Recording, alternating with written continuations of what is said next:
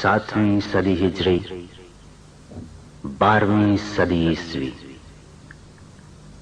جبکہ دنیا کی تمام مسائی طاقتیں عالم اسلام کو مٹا دینے کے لیے یکجا ہو گئی تھیں اور ارض مقدس پر صلیب کا نشان ایک عرصے سے ہلالی پرچم کی غیرت کو للکار رہا تھا۔ یروشلم ہمارا ہے، بیت المقدس ہمارا ہے۔ وقت کی آواز، سلطان صلاح الدین ایوبی۔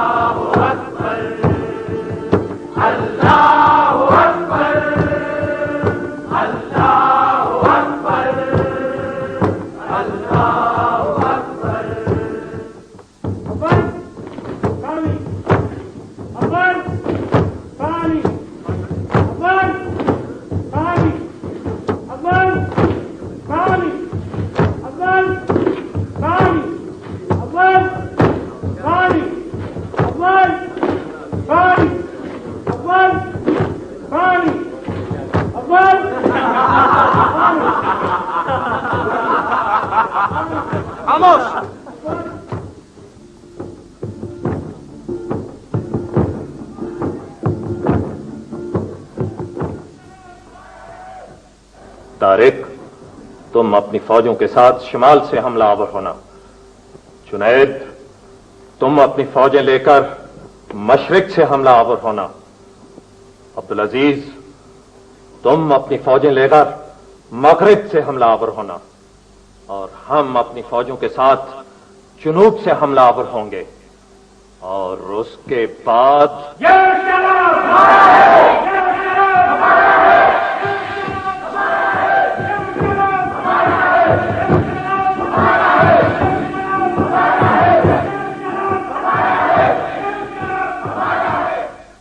شریف بن مجاہد، لبیک۔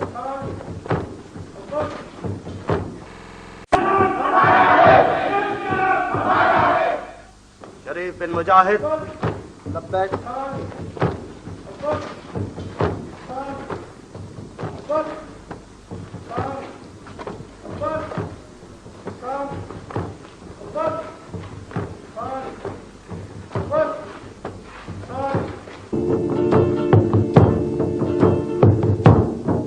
رہنے دو تم۔ یوسف بن ظہیر، لبیک۔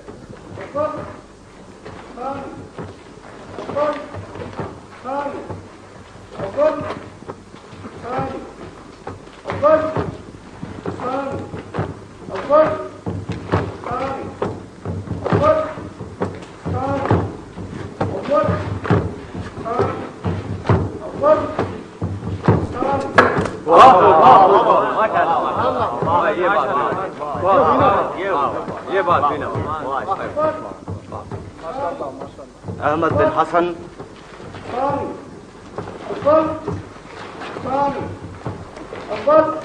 احمد بن حسن کہاں ہے؟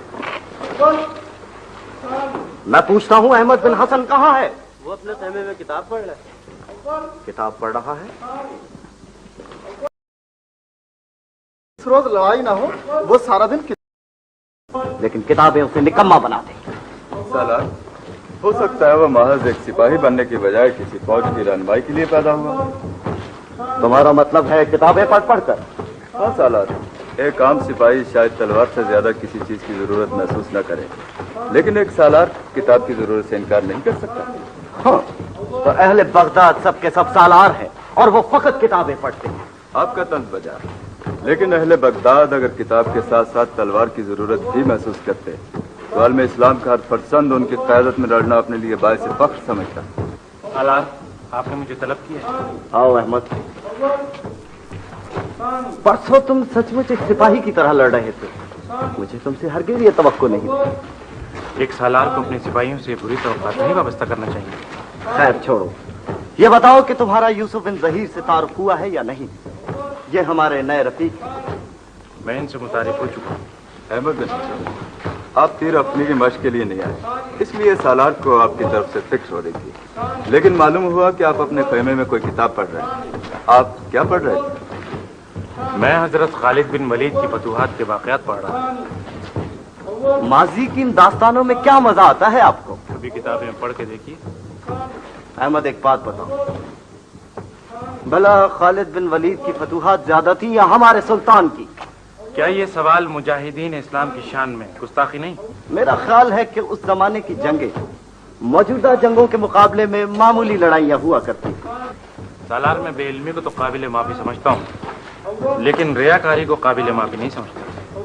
آپ سلطان کے سامنے ایسی باتیں کر کے شاید انہیں خوش کر سکیں، لیکن وہ اس وقت یہاں موجود نہیں۔ کل عزت صلاح الدین کو عالم اسلام کی نیک توقعات پورا کرنے کے قابل بنائے اور اسے خوش آمدیوں سے محفوظ رکھے۔ زیغم فی الوقت مشق بند کرو اور سب ادھر آؤ۔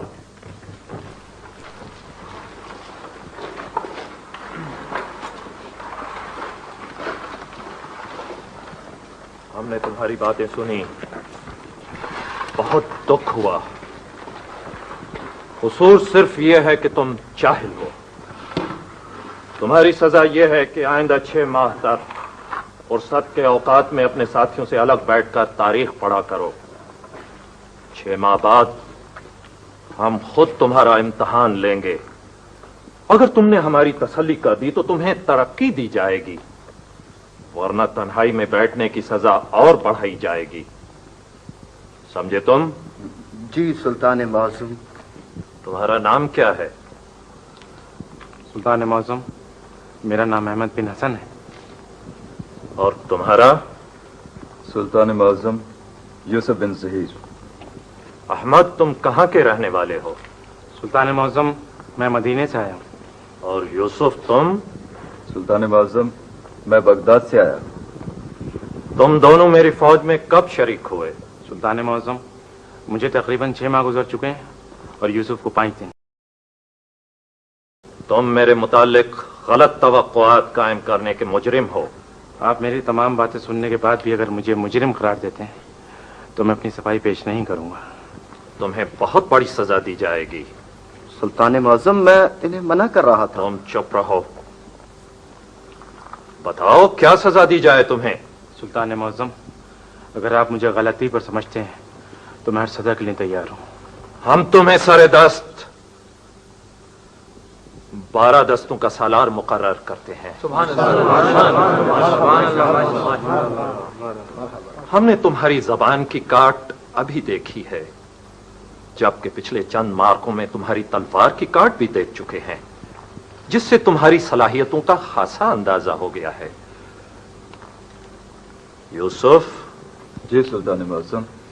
تمہاری آواز میں ایک سپاہی ہے، ممکن ہے تم آگے چل کر اپنے آپ کو بڑی سے بڑی ذمہ داری سنبھالنے کے قابل بنا سکو۔ ہم تمہیں سر دست 5 دستوں کا سالار مقرر کرتے ہیں۔ سلطان معظم اور سنو، میں تم دونوں کو یقین دلاتا ہوں کہ میرے دل میں فقط جوانمردی اور شجاعت کی عزت ہے، خوشامد کی نہیں۔ حضرت خالد کے بارے میں شاید میں اپنے جذبے کی صحیح ترجمانی نہ کر سکوں۔ کاش میں مصر کا سلطان ہونے کے بجائے اسلام کے اس مجاہد اعظم کی فوج کا ایک معمولی سپاہی ہوتا۔ میں اپنی ذات سے غازیان اسلام کو پانی پلاتے ہوئے شہید ہو جانے والی ایک بڑھیا کا درجہ بلند سمجھتا ہوں۔ مشقیں جاری رہیں۔ مبارک مبارک مبارک مبارک یا مبارک مبارک مبارک مبارک مبارک مبارک یوسف، مبارک۔ اس اعزاز پر تمہیں جس قدر بھی مبارکباد دی جائے کم ہے۔ شکریہ، آپ کو مبارک ہو، لیکن اس مبارکباد کا اصل وقت اس دن ہوگا جب میں یروشلم پر اپنے ہاتھ سے ہلالی پرچم نصب کر سکوں گا انشاءاللہ۔ یہ میری زندگی کی سب سے بڑی تمنا ہے، اور اس دن کا انتظار صرف مجھے ہی نہیں، زاہدہ کو بھی ہے، جس کی نگاہیں میرے آنے والے راستے پر میری منتظر ہے۔ रोज रात को तसव्वुर के घोड़े पर सवार होकर मैं बगदाद पहुंच जाता हूं। बेताबाना घर में दाखिल होता हूं, साहिदा को आवाज देता हूं। मेरी आवाज सुनकर वो दौड़ते ही आती और बेकरारी से कहती है, आप आ गए कि यरूशलेम पर इस्लाम का परचम नस्ब हो गया है। और मैं उसका यह सवाल सुनकर शर्म से सर झुका लेता हूं। मुझे अपना अहद पूरा किए बगैर साहिदा के पास नहीं जाना चाहिए। मैं अपने खैमे में वापस आ जाता हूं और फिर इसी इंतजार में कि वो वक्त कब आएगा जब मैं यरूशलेम की फतेह खुशखबरी लेकर उनके पास जाऊंगा। इंशाल्लाह बहुत जल्द। यूसुफ, तुमने अपनी बीवी को खत भेजा था? हाँ, कुछ लोग रुखसत पर बगदाद गए थे, उनमें मौसम भी था। मौसम बगदाद में बड़ा पड़ोसी है। मैंने एक खत साहिदा को उसके हाथ भेज दिया था। उन लोगों में से कोई अभी तक वापस नहीं आया? नहीं। यूसुफ, एक बात तुमसे कहूं, मेरा हाल भी तुमसे मुख्तलिफ नहीं है।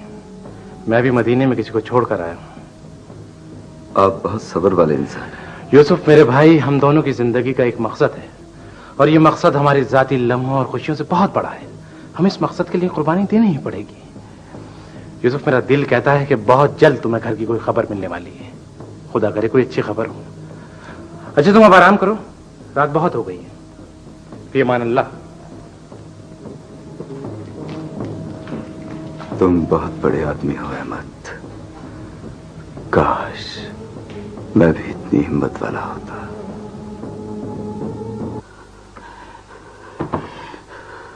हमारी फौजों की तादाद मुसलमानों के मुकाबले में बहुत ज्यादा है, बहुत ज्यादा। फिर क्या वजह है कि हाकिम शहर सुलह के लिए इस कदर बेचैन?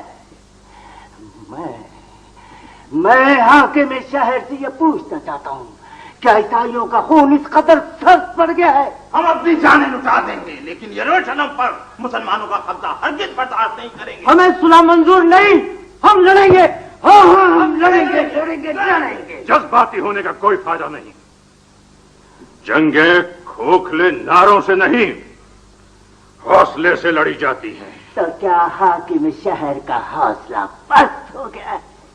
हिम्मत जवाब दे गई है। आप ये अच्छी तरह जानते हैं कि सुल्तान के पैदर पे हमलों ने हमारी दिफाई कुव्वत की कमर तोड़ कर रख दी है। ये बहादुर नाइट्स मेरी इस बात की गवाही देंगे कि हमारी फौज हौसला हार चुकी है। हाकिम शहर का ख्याल बिल्कुल दुरुस्त है। अब जंग जारी रखना नामुमकिन है। शहर वाले हों या सिपाही, सब सरासीमा हो चुके हैं। हम सुल्तान का फैसला कुल हमला बर्दाश्त नहीं कर सकेंगे और ये हकीकत है। तो फिर आप फौरन सुल्तान के पास सुलह का पैगाम लेकर जाएं। लेकिन सुल्तान पर हमारी इस कमजोरी को वाज़ेह नहीं होनी चाहिए। वो किस तरह? सुल्तान को यह बताया जाएगा, क्योंकि हम खल्क़ खुदा का नाहक खून खराबा नहीं चाहते, इसलिए ये सुलह का पैगाम लेकर हाजिर हुए हैं। अगर सुलह की ये पेशकश सिद्क़े दिल से की जाती तो हमारे लिए काबिल कबूल होती, लेकिन इस सुलह से फरेब की बू आ रही है। सुल्तान मुअज़्ज़म, हम दोस्ती का हाथ आगे बढ़ा रहे हैं। आस्तीन में खंजर छुपाकर? आपको तो बहुत अच्छी तरह याद होगा, यरूशलेम पर ईसाई कब्जे के बाद मस्जिद उमर में पनाह लेने वाले मसलूम मुसलमानों का खून घोड़ों के घुटनों तक जा पहुंचा था। अल्लाह, हमने ये अहद कर रखा है, उस खून के एक एक कतरे का इंतकाम लिया जाएगा।